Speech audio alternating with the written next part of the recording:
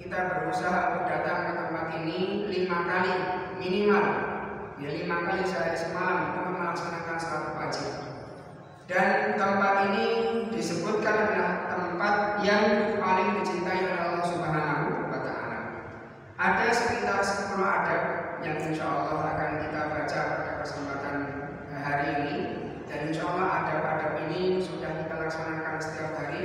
Kita tinggal mengulang kembali dan menguatkan hadis-hadis yang terkait dengan adab-adab ini untuk kita jadikan sebagai rutinitas yang kita niatkan untuk melaksanakan kebaikan dan sunnah untuk mendapatkan pahala di sisi Allah Subhanahu wa Ta'ala. Disebutkan bahwasanya innal masajida ahabbu biqa'il ardi ilaihi subhanahu. Masjid atau sesungguhnya masjid adalah tempat yang paling Allah Subhanahu wa Ta'ala cintai. Fiha qulsul mu'minin, di mana masjid ini adalah tempat yang membuat kaum mukminin senang. Wa rahatu qulubihim, tempat yang membuat jantung mereka tenang. Wa tama'ninatu nufusihim, tempat yang membuat jiwa-jiwa mereka tenang. Wa qurratu a'yunihim, tempat yang untuk menyejukkan pandangan. Wa fiha rif'atut darajat, di tempat ini yaitu masjid, tempat kita untuk menaikkan derajat-derajat di sisi Allah Subhanahu wa Ta'ala. Wa ulul manazil, meningkatkan kedudukan kita di sisi Allah. Wa ghufranul dzunub, tempat untuk mendapatkan pengampunan atas dosa-dosa kita. Wa takfirus sayyi'at wal khati'at, kemudian tempat menghapuskan kesalahan-kesalahan dan dosa. Kemudian yang terakhir, masjid adalah tempat nailu ridwani rabbil ardi was samawat, tempat untuk mendapatkan keridhaan Allah Subhanahu wa Ta'ala, Rabb bumi dan langit-langit.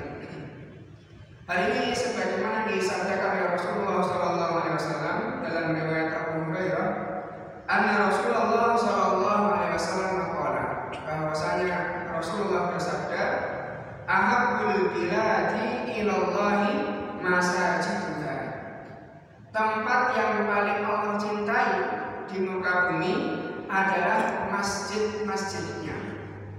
Wa abghadul biladi ilallahi aswaquha, rawahu Muslim.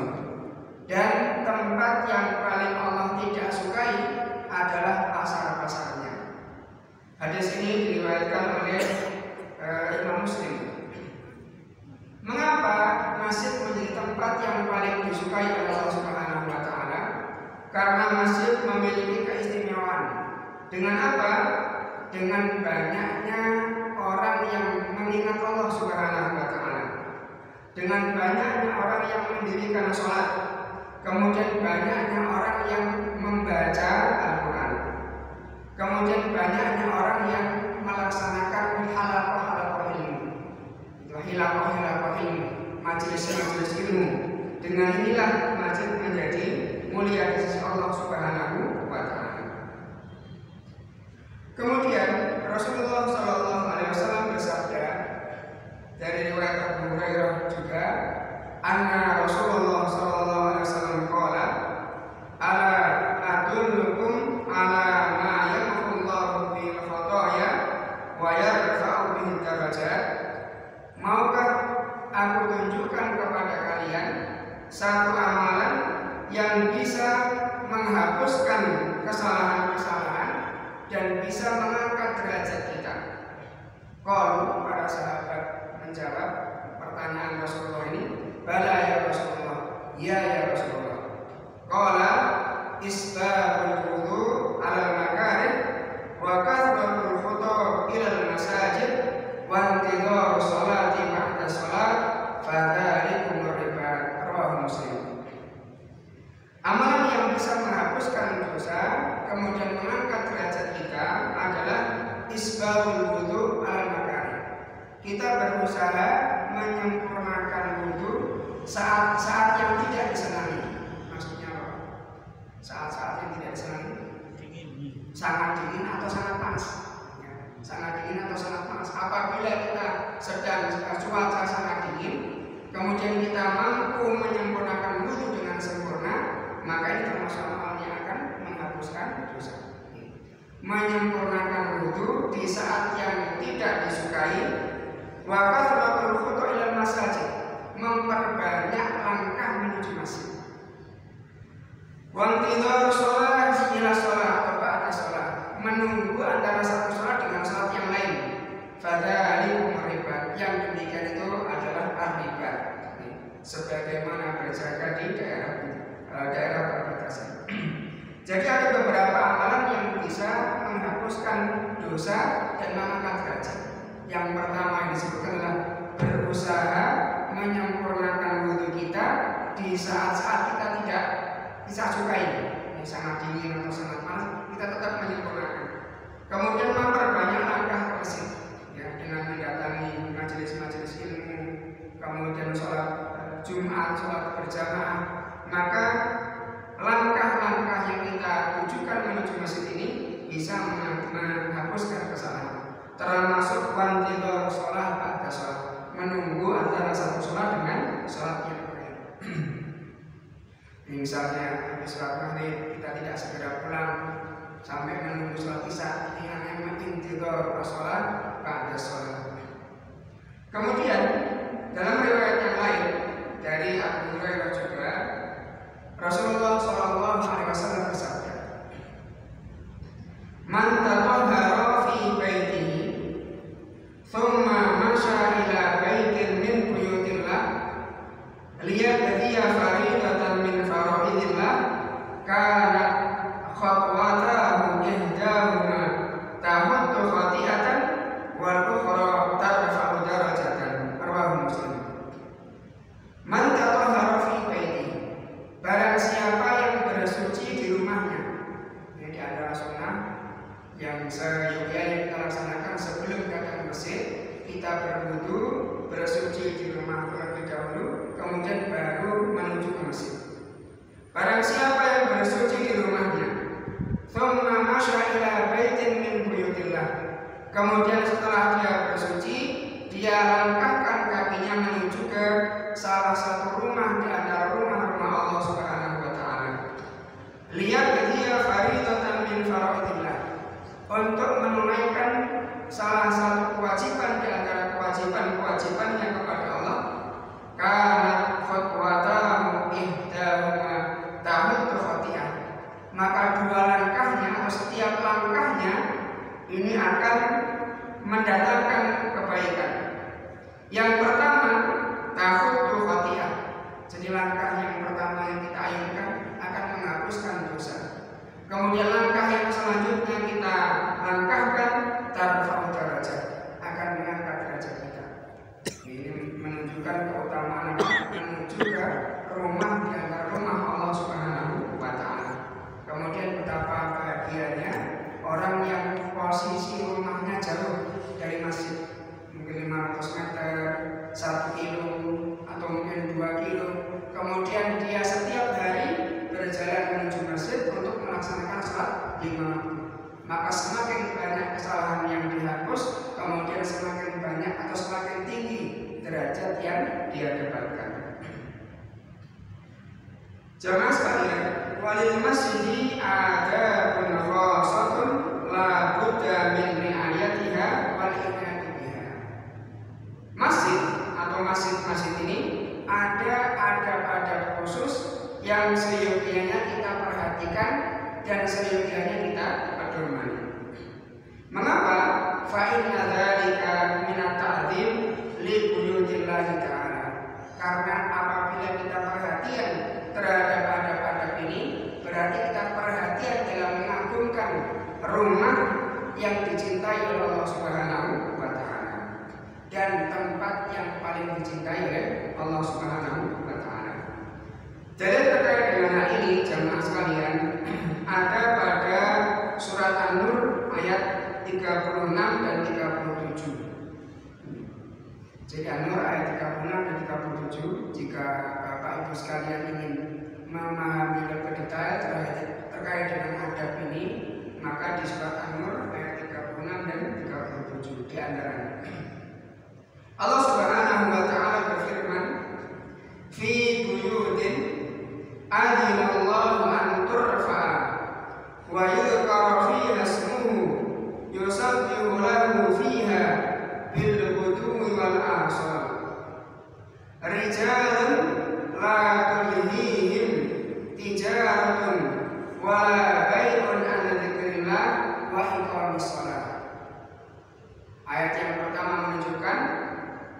fi buyutin, bertasbih manusia kepada Allah fi buyutin adzinallah, di masjid-masjid yang telah diperintahkan Allah Subhanahu wa taala anturfa, untuk dimuliakan, wa yudhkara fiha ismuhu, dan disebut namanya di dalamnya, bil wudu'i fiha bil wudu'i wal asar, baik di waktu pagi maupun waktu sore. Rijalun, laki-laki atau para lelaki, la tulhihim tijarah, yang tidak dilalaikan oleh perniagaan. Jadi Allah mensifati bagaimanakah laki-laki yang sejati itu. Rijalun, para lelaki yang tidak dilalaikan oleh perniagaan, wala bai'un, dan jual beli an dzikrillah, meskipun mereka berdagang, meskipun mereka berniaga, tetapi mereka tetap mengingat Allah Subhanahu wa taala. Wa iqamis shalah, dan mereka tetap mendirikan sembahyang dan membayar zakat. Mengapa? Mereka takut kepada suatu hari yang di hari itu hati dan penglihatan menjadi goncang. Jamaah sekalian, rahimani Allah wa iyyakum, memakmurkan masjid ada dua macam. Memakmurkan masjid ada dua jenis. Yang pertama adalah orang yang membangun masjid kemudian memelihara fisik masjid. Ini termasuk memakmurkan masjid. Dan pahalanya Allah Subhanahu wa taala, Rasulullah SAW sebutkan, barang siapa yang membangun masjid, maka ia bangunkan, Allah bangunkan rumah di antara rumah-rumah di surga. Ini yang pertama. Jadi orang yang membangun, orang yang memelihara, termasuk memakmurkan masjid. Kemudian yang kedua yaitu memakmurkan masjid dengan menggunakannya untuk ibadah dan zikir. Ini termasuk memakmurkan masjid. Kira-kira mana yang lebih utama? Memakmurkan masjid dengan membangun kemudian memelihara, atau dengan memakmurkan masjid dengan beribadah atau dengan berzikir kepada Allah? Pundi yang lebih utama? Yang pertama atau yang kedua? Yang pertama atau yang kedua? Yang kedua. Yang kedua. Memakmurkan masjid dengan beribadah dan berzikir. Lebih utama lagi apabila ia membangun masjid, memelihara masjid, kemudian ia pula yang memakmurkan masjid. Makanya ini yang paling utama.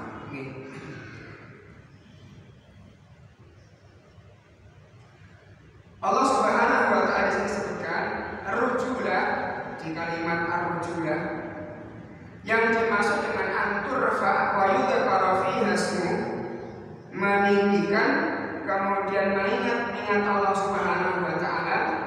Ini menunjukkan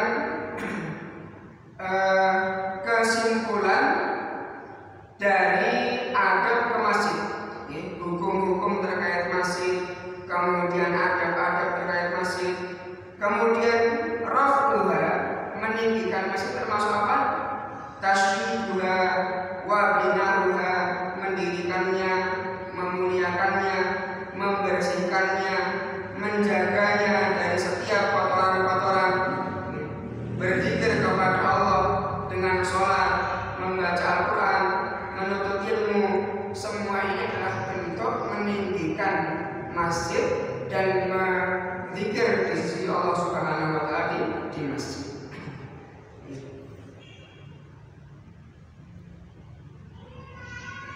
Yang dimaksud dengan laki-laki itu siapa? Kalau laki-laki itu yang laki-laki sibuk dengan kehidupan dunia ini ada dua.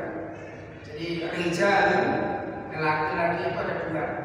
Yang pertama adalah laki-laki yang sibuk dengan kehidupan dunia, tetapi tidak dilalaikan kesibukan tersebut dari akhirat. Ini yang paling utama yang disebutkan Allah Subhanahu wa taala di ayat ini. Kemudian yang kedua, laki-laki yang sibuk dengan dunia dan lalai dari akhirat. Ini yang jenis yang kedua ini tidak termasuk yang Allah sebutkan dalam ayat surat An-Nur ayat 37.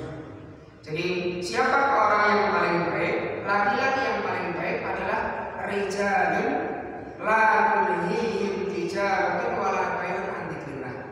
Orang-orang yang tidak dilalaikan atau tidak melalaikan mereka perniagaan maupun jual beli dari mengingat kepada Allah Subhanahu wa taala. Setiap kita bekerja, setiap kita melaksanakan aktivitas pekerjaan kita, maka pekerjaan itu kita laksanakan dengan sempurna, tetapi ketika datang panggilan Allah Subhanahu wa taala, maka janganlah pekerjaan itu melalaikan kita dari memenuhi panggilan Allah Subhanahu wa taala. Kemudian Allah Subhanahu wa taala dalam surat At-Taubah ayat 18 ini menunjukkan sifat siapakah atau bagaimanakah sifat orang yang memakmurkan masjid, atau siapakah orang yang memakmurkan masjid. Allah berfirman, innama ya'muru masajidallah man amana billah wal yawmil akhir wa aqama shalah wa ata zakah wa lam yakhsha illallah fa asa ulaika ayyakunu minal muhtadin. Hanyalah yang memakmurkan masjid-masjid Allah orang-orang yang beriman kepada Allah dan beriman kepada hari kiamat, serta tetap mendirikan sholat, menunaikan zakat, dan tidak takut kecuali hanya kepada Allah. Fa'asa ulaika yakunu minal muhtadin. Maka merekalah orang-orang yang diharapkan termasuk golongan orang-orang yang mendapatkan petunjuk. Disebutkan di sini, ayat ini menyebutkan bahwasanya orang yang benar-benar memakmurkan masjid adalah orang yang terkumpul di dalamnya dua perkara. Orang yang benar-benar memakmurkan masjid adalah terkumpul di dalamnya dua perkara. Yang pertama adalah sholahul aqidah, benar akidahnya. Kemudian yang kedua husnul amal, baik amalannya. Jadi Allah sebutkan yang benar-benar mengamalkan masjid adalah orang yang akidahnya benar, kemudian orang yang amalannya benar. Apa yang dimaksud dengan akidahnya benar, kemudian amalannya benar? Disebutkan amana billahi rabban khaliqah. Mereka orang-orang yang betul-betul beriman bahwasanya Allah adalah Rabb, pencipta, pemberi rezeki, yang maha memberi nikmat, yang maha agung. Kemudian orang yang betul-betul beriman kepada nama-nama Allah dan sifat-sifat Allah. Kemudian orang yang betul-betul beriman atas keagungan Allah Subhanahu wa taala.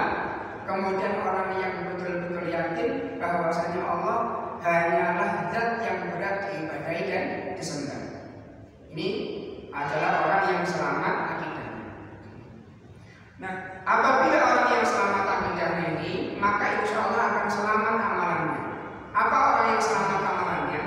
Yaitu orang yang mengamalkan amalan sesuai dengan apa yang dicontohkan oleh Rasulullah SAW.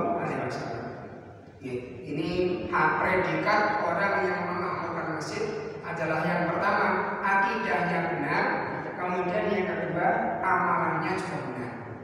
Akidahnya benar bagaimana? Maka dia betul-betul beriman dan menjauhi kesyirikan. Jadi kalau ada orang yang masuk masjid, kemudian sholat dalam masjid, tetapi keyakinannya menyimpang, maka dia tidak disebut dengan memakmurkan masjid. Contoh penyimpangan akidah itu apa? Contohnya misalnya keyakinan yang menunjukkan Allah itu ada di mana-mana. Ini termasuk penyimpangan akidah. Allah itu tidak maha kuasa. Ini berarti bentuk penyimpangan akidah. Keyakinan yang menunjukkan bahwa setelah Nabi Muhammad masih ada nabi lain yang Allah utus. Ini berarti apa? Penyimpangan akidah. Maka apabila ada orang yang menyimpang akidahnya, maka amalnya tidak akan diterima oleh Allah Subhanahu wa taala.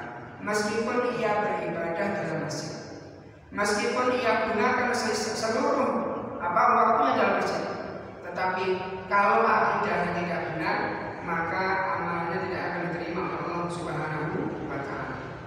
Kemudian yang kedua, yaitu sunnah, mengikuti sunnah Nabi Muhammad SAW dalam beramal.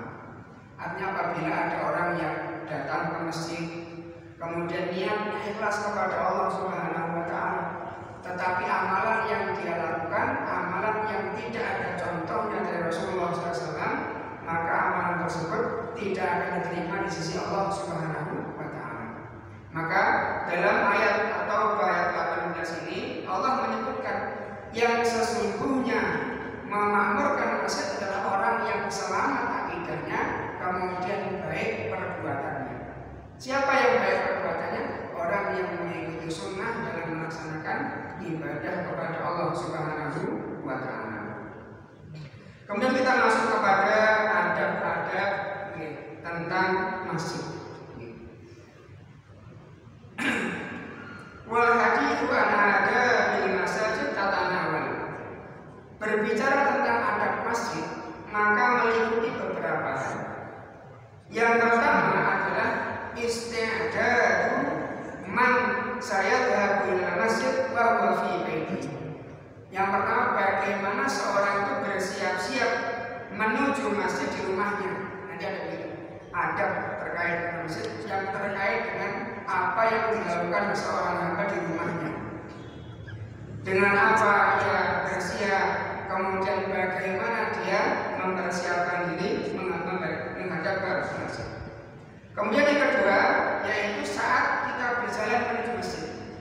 Jadi adab masjid ini adalah adab di rumah, kemudian adab saat berjalan di masjid, adab di jalan, kemudian nanti saat masuk dan keluar masjid. Ini meliputi 3 hal ini. Ketika kita berbicara terkait dengan adab terkait dengan masjid. Yang pertama, jamaah sekalian, ini landasan yang paling utama adab dengan masjid yang harus diperhatikan. Asasuha wa a'dhamuha bal asasu kulli amrin ayusliha niyatan. Ini adab yang paling fondasi, yang paling besar, dan bahkan ini adab untuk melaksanakan segala sesuatu, yaitu memperbaiki niat. Jadi yang paling penting sebelum kita berbicara mengamalkan satu adab, yaitu memperbaiki niat. Wa an-niyatu maqsadahu, kemudian dia ikhlaskan tujuannya, niat kemudian tujuannya. Wa ayyamli bi'amalihi wajh Allah Subhanahu wa Ta'ala, dan hendaknya dia niatkan, ya, tujuannya, niatnya ini karena mengharapkan wajah Allah Subhanahu wa Ta'ala. Mengapa ini perlu diingatkan, Pak? Mengapa kita perlu setiap hari mengingatkan niat kita ini? Karena niat adalah sesuatu yang sering berubah-ubah. Ini diakui oleh para ulama bahwasanya niat ini merupakan sesuatu yang paling sulit untuk dijaga. Hal ini sebagaimana disampaikan oleh Sufyan Ats-Tsauri. Beliau adalah ulama besar tabi'in. Beliau mengatakan ma'alajatu syai'an asyadda alayya min niyati. Tidak ada sesuatu amalan yang paling susah aku perhatikan, aku jaga, kecuali niatku. Artinya niat ini adalah sesuatu yang harus diperhatikan betul-betul, terutama setiap kali kita mau melaksanakan sesuatu.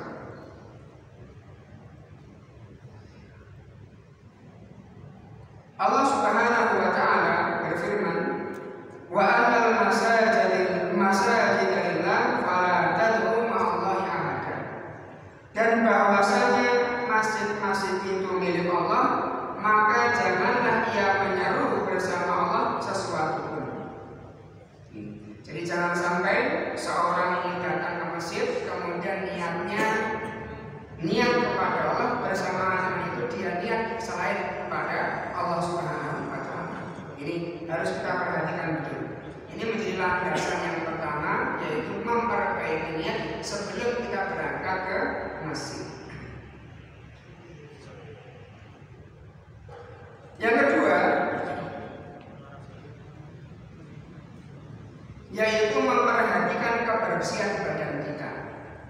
Syekh Abdul Razak mengatakan, "Tsumma 'ala man arada al-khurud", sebelum dia keluar dari rumahnya, ayat yakni binadhafati badani. Ia perhatikan kebersihan badannya. Sebagaimana Rasulullah SAW ingatkan, jangan sampai seorang yang sholat itu bau mulutnya mengganggu orang lain. Maka bau mulut ini bisa diartikan jangan sampai bau mulutnya mengganggu orang lain, termasuk bau badannya mengganggu orang lain. Mengapa? Karena malaikat Allah Subhanahu wa Ta'ala yang ada di masjid dan mencatat perbuatan baik di masjid ini akan terganggu apabila mencium bau yang tidak sedap dari mulut maupun badan orang yang berada di masjid. Rasulullah SAW mengingatkan, man akala min hadhil baqlah athum, wa qala marratan man akala basara wa thawma wal qurath fala yaqrabanna masjidana. Barang siapa yang memakan bawang-bawangan, sesuatu yang mengandung unsur bau, fala yaqrabanna masjidana, jangan sekali-kali mendekati masjid kami. Mengapa? Fa innal malaikata tata'adza mimma yata'adza minhu banu Adam. Rawahu Muslim. Karena sesungguhnya malaikat ini merasa terganggu sebagaimana terganggunya manusia dari bau-bauan atau sesuatu yang mengganggu. Ini riwayat Muslim. Kemudian Syekh Abdul Razak mengingatkan kepada orang yang qadarullah masih belum bisa meninggalkan merokok. Allah Subhanahu wa Ta'ala sebutkan, atau Syekh Abdul Razak mengingatkan ini kepada orang yang masih diuji dengan tidak mampu meninggalkan rokok untuk berhati-hati. Mengapa? Karena bau rokok ini akan mengganggu orang yang ada di sebelah-sebelahnya. Maka sebelum dia datang ke masjid, seyogianya dia bersihkan gigi, kemudian menggunakan wewangian yang menutupi bau yang ditimbulkan dari rokok.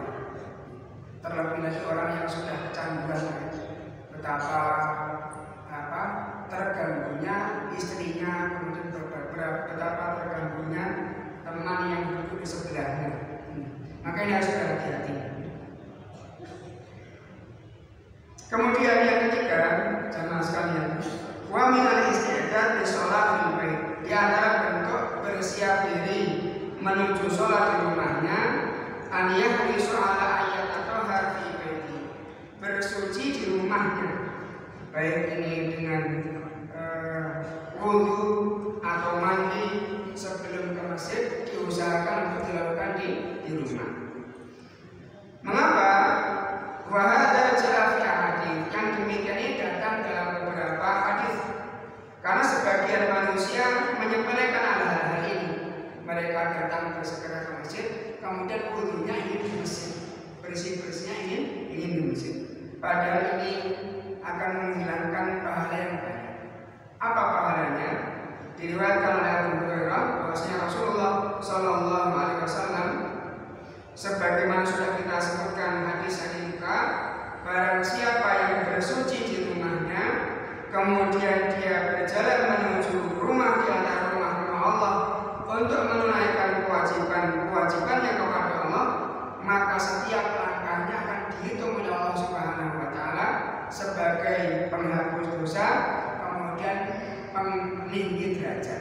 Ini jika persyaratannya jika ia berwudu di rumah. Jadi kalau dia berwudunya di masjid, maka keutamaannya akan berkurang. Maka diusahakan bapak-bapak atau mungkin ibu-ibu yang akan menghadiri sholat wajib fardu di masjid, usahakan semaksimal mungkin berwudu dari rumah. Mandi kemudian wudu di rumah, dia akan mendapatkan keutamaan berjalan ke masjid dan dihapuskan dosa-dosanya dan diangkat derajatnya. Yang keempat, adab yang keempat, an yahrisul muslimu ala sima'il mu'adzin. Usahakan kita ini mendengarkan azannya atau suara azan muadzin.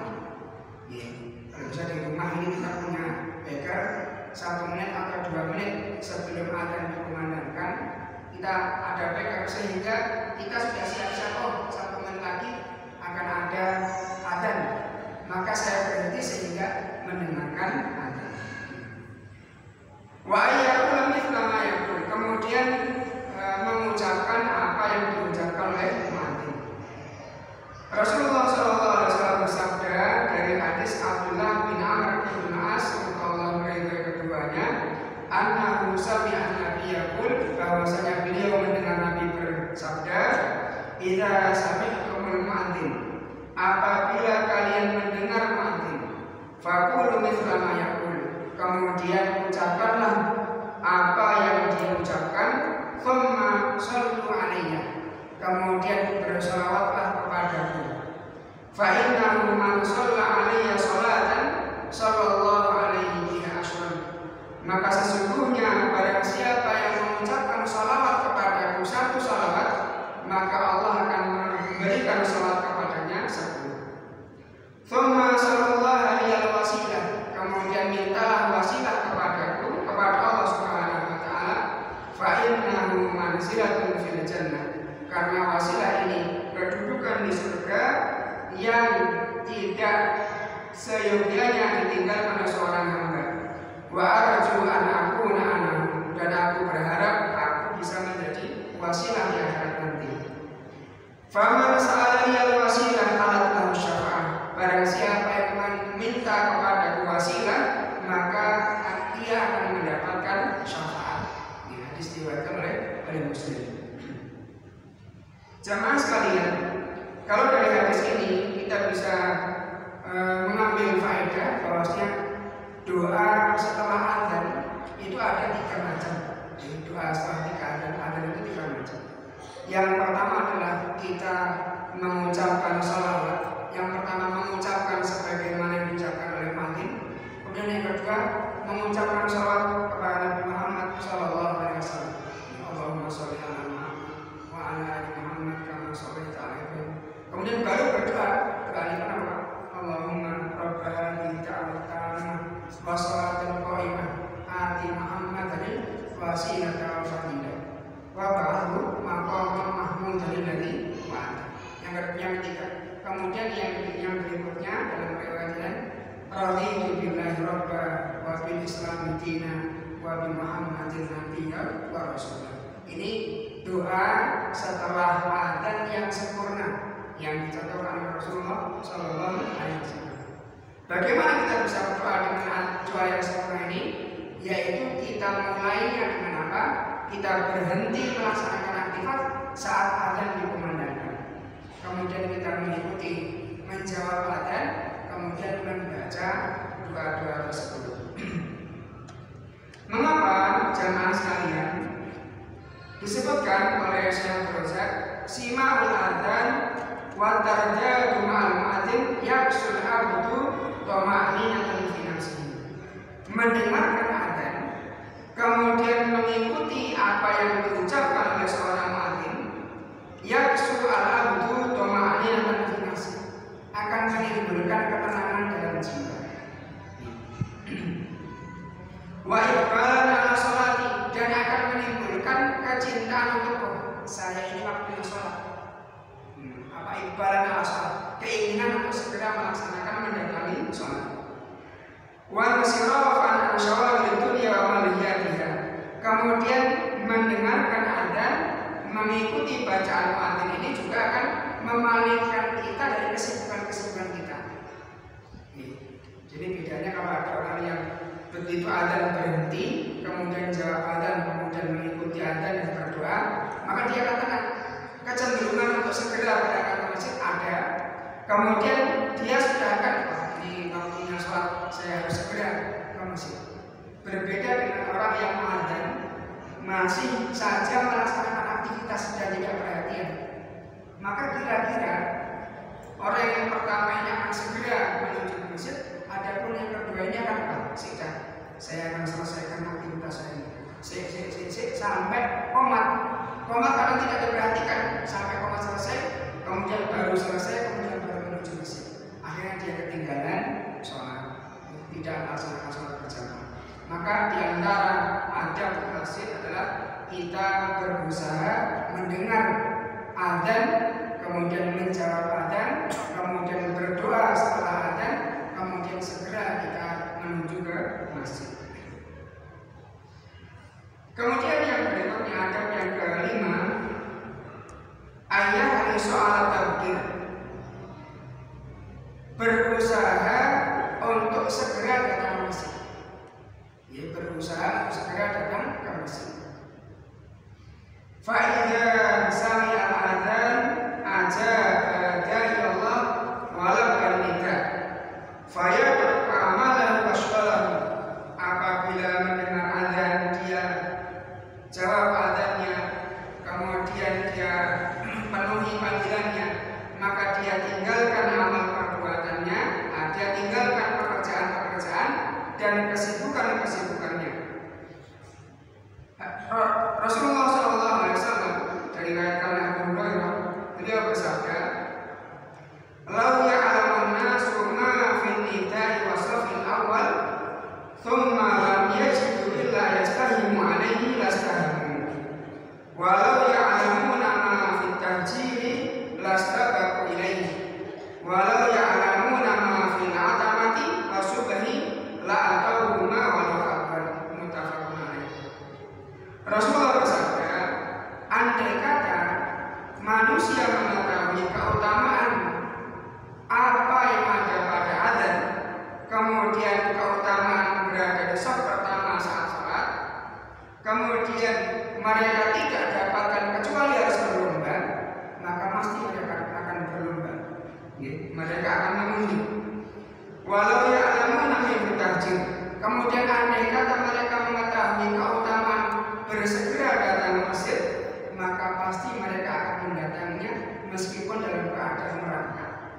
Ini menunjukkan keutamaan yang besar yang Allah Subhanahu wa Ta'ala sediakan kepada orang-orang yang bersegera menuju ke masjid. Kemudian yang keenam, adab yang keenam,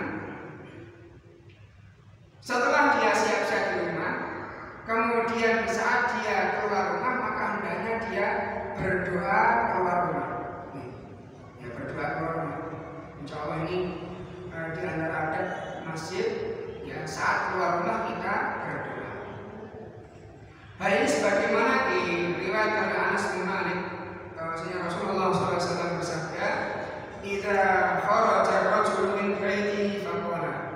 Apabila seorang laki-laki keluar dari rumahnya, kemudian ia berkata atau berdoa, "Bismillah, tawakkaltu 'ala Allah, la haula wala quwwata illa billah." Ia membaca doa ini, qala yuqalu ini, maka ia atau ada penyeru malaikat yang berkata, "Hudita wa kufita wa uqita." Jadi setiap kali seseorang membaca doa keluar rumah, maka malaikat akan berkata, "Hudita, engkau telah mendapatkan petunjuk. Wa kufita, engkau telah dicukupi. Wa uqita, engkau telah dijaga. Fatanah ala musyayatin." Maka setelah itu setan ini akan menyingkir. Ya, tanah akan menyingkir. Fayaqulu lahu syaitan akhar, maka syaitan itu akan berkata, ini kalau tadi perkataan malaikat, jadi perkataan syaitan. Setelah mendengar orang yang berdoa keluar rumah, kaifa laka bi rajulin, bagaimana engkau akan mengganggu seorang laki-laki qad hudiya wa kufiya wa udiya, yang telah diberi petunjuk, telah diberi kecukupan, kemudian telah dijaga oleh Allah Subhanahu wa Ta'ala. Ini keutamaan doa, membaca doa keluar rumah. Bismillah, tawakkaltu 'ala Allah, la haula wala quwwata illa billah. Dan ini tidak terkecuali kemanapun kita berangkat, baik itu mau ke masjid ataupun kita mau bekerja, atau setiap kali keluar rumah kita usahakan membaca doa ini dan membiasakan anak-anak kita, keluarga kita membaca doa ini. Jamaah sekalian, apabila ditambah dengan doa yang disebut oleh Rasulullah SAW dari Ummu Salamah, ini lebih baik. Tadi doanya tadi Bismillahirrahmanirrahim, apabila ditambah dengan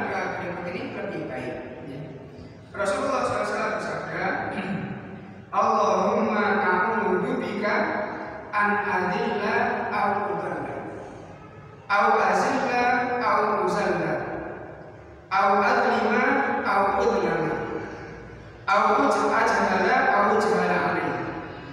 Ini lebih sempurna. Apa tambahannya? Yang pertama adalah, ya Allah, saya berlindung kepadamu dari tersesat dan disesatkan. Udhilla, adilla, udhalla. Saya berlindung kepadamu ya Allah dari tersesat atau disesatkan. Au azilla, au uzalla. Saya berlindung kepadamu dari ketergelinciran atau digelincirkan. Yang ketiga, adlima, udhalla. Berbuat zalim atau dizalimi. Yang berikutnya, ajhala au ujhala, berlaku bodoh atau dibodohi. Jadi ada tiga, ada empat nih.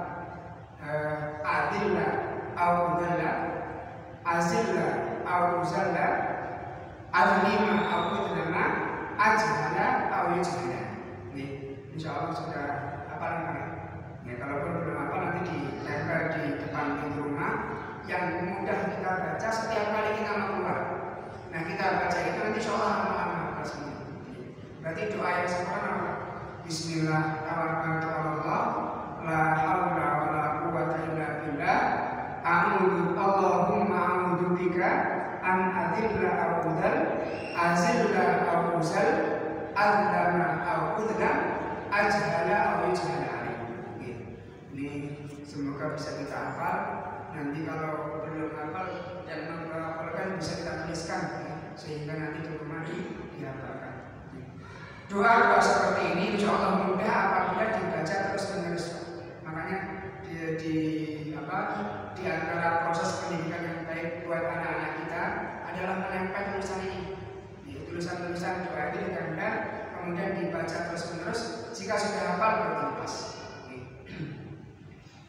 Kemudian yang berikutnya ada yang ketujuh. Setelah keluar kemudian saat berjalan, maka kita disunahkan untuk as-sakinatu wal waqar, yaitu berjalan dengan tenang tanpa terburu-buru.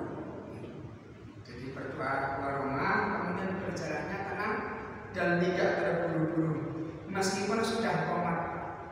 Ya, meskipun sudah qomat. Kalau ada yang pertama tadi Pak, disunahkan apa? Berhenti sebelum adzan sehingga bisa jawab adzan, segera ke masjid. Nah, kalau ada qadarullah kita tidak mampu seperti itu, kemudian kita menuju masjid, maka kita menuju masjid dengan as-sakinah, dengan tenang dan tidak tergesa-gesa. Mengapa? Laisa fi ayyi thariq, karena dia sedang berjalan bukan kemana-mana, tetapi dia berjalan menuju rumah di antara rumah-rumah Allah untuk menjalankan kewajiban kepada Allah Subhanahu wa Ta'ala. Maka dianjurkan untuk tenang saat berjalan. Rasulullah SAW bersabda dari Abu Hurairah.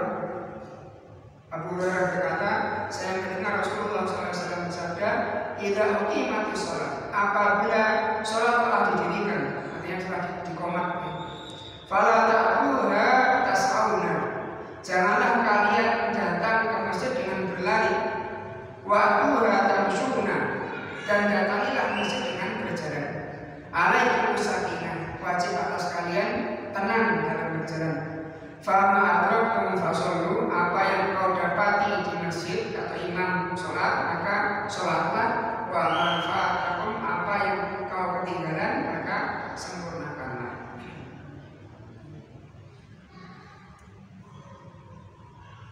Adab yang ke-8, jamaah sekalian, Allah yusabbika baina asabi'ah. Tidak seyogianya kita ini menyentuh-sentuh dalam bahasa kita seperti ini. Jetuti. Jetuti. Ya, tidak seyogianya kita jalan ke masjid sambil jetuti seperti ini. Ya. Jadi jalannya tenang sambil berzikir dan tidak boleh begini. Ya, disunahkan kita begini. Mengapa? Karena ini melalui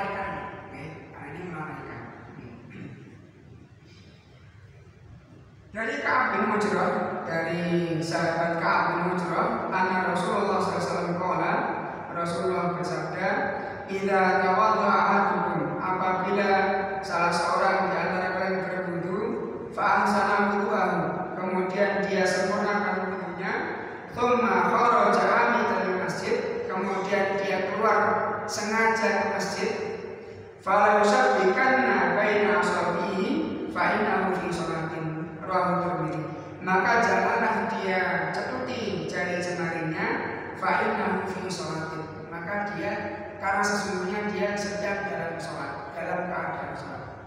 Jadi pahala sholat itu dihitung bukan saat kita takbir saja, Pak. Jadi pahala sholat itu dihitung saat kita mulai berwudu, kemudian menuju ke masjid. Sehingga saat kita keluar ke masjid, kemudian saat berjalan menuju masjid, maka kita usahakan dalam keadaan tenang. Mengapa? Karena kita sedang dalam keadaan sholat. Dihitung oleh para malaikat sedang dalam keadaan sholat. Yang berikutnya, adab yang ke-9, inda dukhulil masjid yuqaddimu rijlahu yumna ittiba'an li hadi nabiyina sallallahu alaihi wasallam. Saat memasuki masjid, mendahulukan kaki kanan mengikuti contoh dan tawadan Rasulullah sallallahu alaihi wasallam. Anas bin Malik radhiyallahu taala anhu kana yaqul, dari Anas bin Malik semoga Allah meridai beliau pernah berkata, minas sunnati, di antara sunnah, idza dakhaltal masjida, apabila engkau masuk masjid, anta bada'a birijlikal yumna, engkau mulai masuk masjid dengan kakimu yang kanan. Wa idza kharajta, apabila engkau keluar, anta bada'a birijlikal yusra, engkau mulai dengan kaki yang kiri. Jadi masuk dengan kaki kanan, keluar dari kaki yang kiri. Sehingga yang pertama kali kita gunakan untuk menginjak masjid adalah kaki kanan, yang terakhir kali kita angkat dari masjid adalah kaki kanan. Ini sunnah. Tsumma ya'ti bidzikril, kemudian mulai membaca doa masuk masjid. Insyaallah ini juga sudah kita hafal bersama. Bismillah wassalatu wassalamu ala rasulillah, Allahumma aftahli abwaab rahmatik. Insyaallah sudah hafal lagi. Bismillah wassalatu wassalamu ala rasulillah, Allahumma aftahli abwaab rahmatik. Riwayat yang lain terkait dengan doa masuk masjid ini dari Amr bin As, semoga Allah meridai keduanya, dari Nabi Muhammad SAW, annahu kana idza dakhala masjid, diriwayatkan bahwasanya saat Rasulullah masuk masjid, qala, maka Rasulullah bersabda, a'udzu billahil azim wa biwajhihil karim wa sultanihil qadim minasyaitonir rajim. Jadi di antara doa masuk masjid adalah a'udzu billahil azim, aku berlindung kepadamu ya Allah yang Maha Agung, wa biwajhihil karim, dengan wajahnya yang mulia, wa sultanihil qadim, kekuasaan yang qadim, minasyaitonir rajim, dari syaitan yang terkutuk.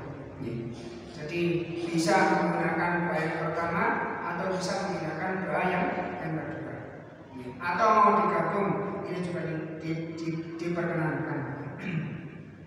Kemudian yang berikutnya saat keluar maka kita membaca doa Bismillah wassalatu wassalamu ala rasulillah, Allahumma aftahli abwaaba fadlika. Ini doa. Jadi masuk dengan kaki kanan, kemudian membaca doa, kemudian keluar dengan kaki kiri, kemudian membaca doa. Insya Allah ini kebiasaan yang sudah kita laksanakan, dan semoga kebiasaan ini rutin kita laksanakan. Yang ke-10 jamaah sekalian, tsumma yubadir ila dukhul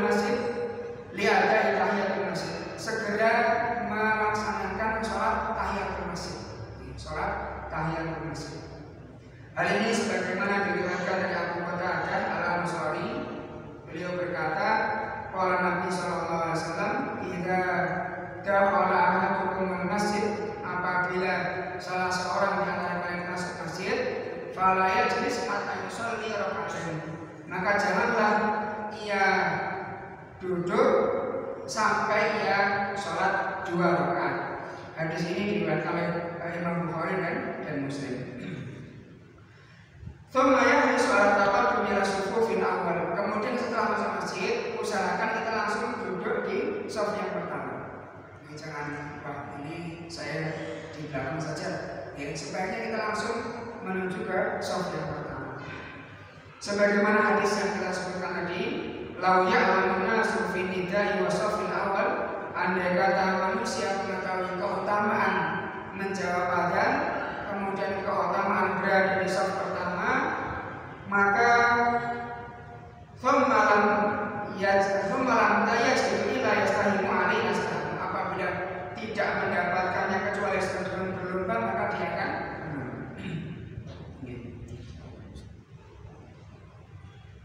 Kemudian yang berikutnya, yang bagi ayah di salah ada sholat wifqa hadi Nabi sallallahu alaihi wasallam. Seyogianya setiap muslim berusaha melaksanakan sholat baik sholat sunnah maupun sholat wajib sesuai dengan petunjuk Nabi Muhammad sallallahu alaihi wasallam.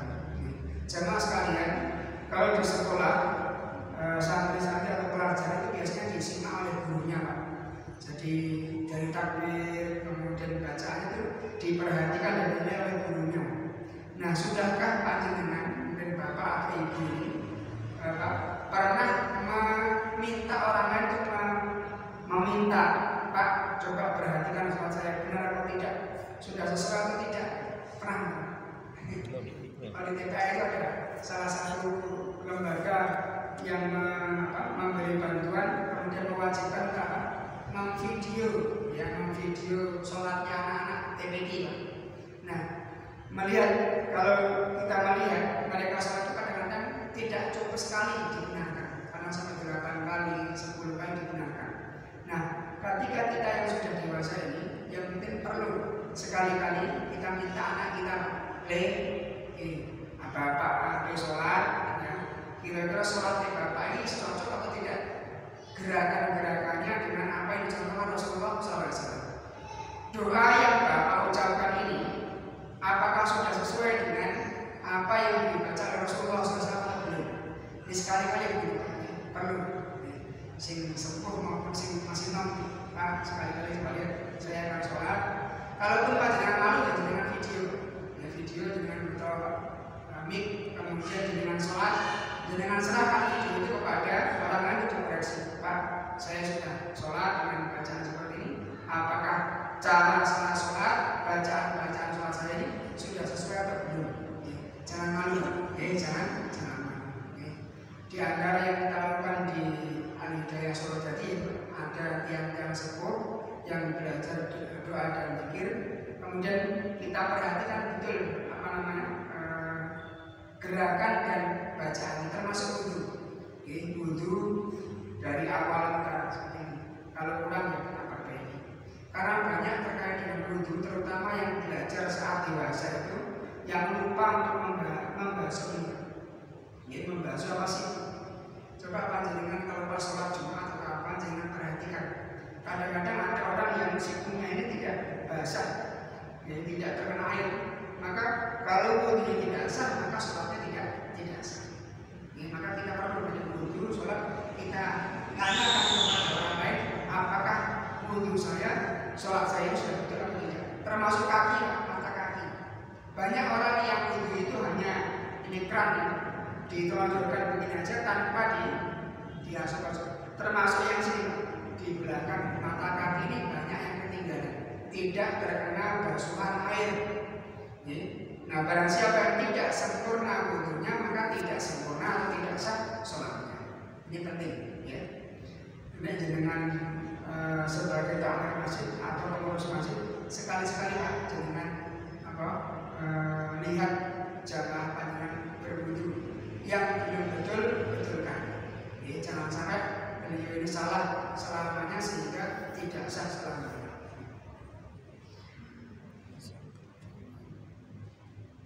Kemudian dalam hal ini Rasulullah SAW pernah berkata, "Shollu kama ra'aitumuni usolli." Sholatlah kalian sebagaimana aku sholat. Jadi kewajiban kita, gerakan-gerakan sholat ini sama dengan Rasulullah, bacaan-bacaan kita sama dengan bacaan-bacaan Rasulullah SAW.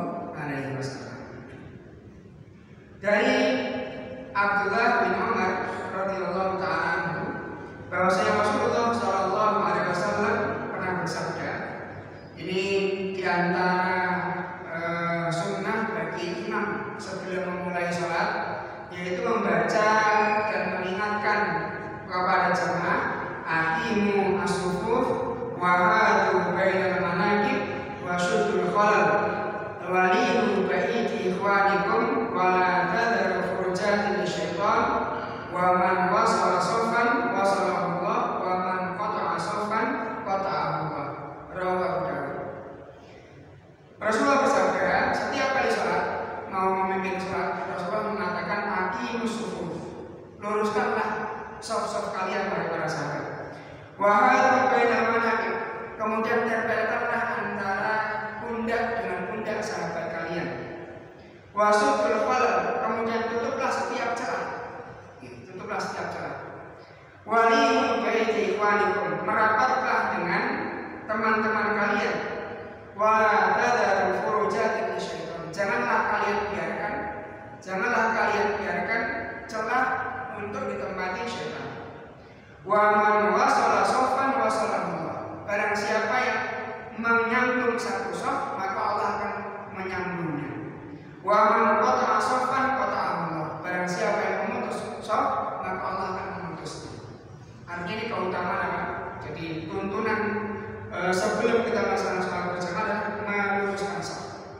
Dan ini terjadi dan banyak, alhamdulillah sebagian dan semua masih sudah dilaksanakan, tapi prakteknya yang sulit. Imamnya subuh bangun fa'in atas batas subuh ini qamati sholat, tapi jamaahnya tetap jarak-jarak, ya. Jamaahnya tetap apa? Depan belakang. Maka di baik apabila satu masjid ini belum terbiasa, maka menunjuk satu atau dua orang untuk membantu jamaah lain meluruskan saf. Karena kita dapati saf-saf di masjid-masjid, terutama di masjid-masjid yang tidak sunnah, itu adalah safnya jarak-jarak. Terutama yang pakai sajadah, Jadi sajadahnya lebar, semakin lebar sajadahnya maka semakin jarak. Yang padahal dua sajadah ini bisa dipakai untuk 4 orang. Maka harus mengingatkan, sawu sufufakum hadu bainal manakib, luruskan barisan, kemudian menempellah pundak satu dengan pundak yang lain. Jadi ini diusahakan kalau kita sholat berjamaah, mepetlah kepada teman kita yang berada di sebelah. Tidak mepet saja. Ya. Karena kadang-kadang kalau mepet terlalu ini kadang-kadang sampai menginjak kaki orang lain, ini malah menyakiti mereka. Kemudian setelah sholat, maka usahakan kita berzikir sesuai dengan apa yang dicontohkan oleh Rasulullah SAW. Banyak buku terkait dengan zikir-zikir ini, maka kita cari buku-buku tersebut dengan kita hafalkan. Kemudian yang berikutnya, hendaknya kita sering-sering menunggu dan menanti waktu sholat. Mungkin datangnya kasih, ya, sehingga antara azan kemudian sholat agak lama, sehingga waktunya panjang. Atau mungkin antara sholat asar dan maghrib ini kita kebetulan rumahnya jauh, nanti saya berangkat asar aja sampai maghrib. Sering-seringlah seperti ini. Mengapa? Karena Rasulullah SAW bersabda, la yazalu ahadukum fi sholatin ma damati sholatu tahbisu. Senantiasa seorang ini masih dihitung sebagai pahala sholat selama sholat itu menghalangi dia untuk pulang. La yang qualified ila sholat. Dia tidak kembali ke rumah kecuali apa? Karena dia ingin menunggu waktu sholat yang baik. Jadi saat kita berangkat, kita usahakan bersegera, ini sudah terhitung sholat. Saat kita sholat dihitung sholat oleh Allah Subhanahu Wa Taala. Kemudian saat saat kita menunggu waktu sholat, maka kita tetap berhitung sholat sampai kita kembali ke rumah. Maka memperbanyak waktu berada di masjid ini lebih utama. Terutama mungkin yang kesibukannya tidak ditentukan oleh bos atau perusahaan, atau apa istilahnya wira swasta. Jadi kemungkinan untuk bisa memanfaatkan waktu di masjid lebih banyak, maka gunakanlah itu untuk kebaikan, untuk menanti waktu sholat di masjid. Kemudian yang berikutnya jamaah sekalian, yang terakhir, kita harus memperhatikan kebersihan masjid. Apa sampah-sampah yang berada di masjid, kemudian kotoran-kotoran yang berada di masjid, maka kita perhatikan. Jangan sampai kita menjadi penyebab adanya kotoran. Kalaupun ada kotoran, maka kita harus mengambil kotoran tersebut dari masjid. Berkata Mu'adz bin Jabal, "Man ra'a anna man fil masjid laisa fi sholatin." Dari Muhammad bin Abbas al-Firabri, ini kuntu jalisan ma'abi Abdillah al-Bukhari. Saya pernah duduk bersama Abi Abdillah di masjid. Fadafa'tu min liyati qadatan mithlu dhurrah al-qurha. Maka saya melihat di jenggotnya Abi Abdillah ini ada kotoran kecil. Kemudian saya coba kotoran itu dibersihkan, dikipaskan. Kemudian jatuhlah kotoran itu di masjid. Maka Abu Abdillah mengatakan, "Faratu al-qiyaha fil masjid." Aku ingin jatuhkan dia di masjid. Faqala al-qiyaha kharijan min masjid. Bawalah kotoran ini keluar dari masjid. Jadi kotoran yang menempel di jenggot itu kecil atau besar? Kecil ya. Nah, kotoran sekecil itu maka dianjurkan untuk dikeluarkan dari masjid. Apalagi biji kurma, kemudian plastik sampah, gelas-gelas minuman, maka tidak seyogyanya ada di masjid. Kalaupun kita membawa, maka bawalah sampahnya keluar. Ini diingatkan oleh Ibnu Taimiyah rahimahullah, fa'inal masjid yusol hatta anil qubah. Sesungguhnya masjid itu dijaga sampai pun dari sampah-sampah yang kecil. Ini kewajiban dan keharusan kita. Semoga adab-adab ini semakin menyempurnakan kehadiran kita di masjid dan ibadah kita di masjid. Ini baik persiapan saat di rumah, saat di masjid, sampai pun terkait dengan sampah atau kotoran di masjid. Kita jaga masjid atau rumah Allah Subhanahu wa taala dari kotoran. Wallahu ta'ala a'lam bishawab. Kami akhiri dan kami kembalikan kepada moderator. Jazakallahu khairan atas tausiahnya. Alhamdulillah, semoga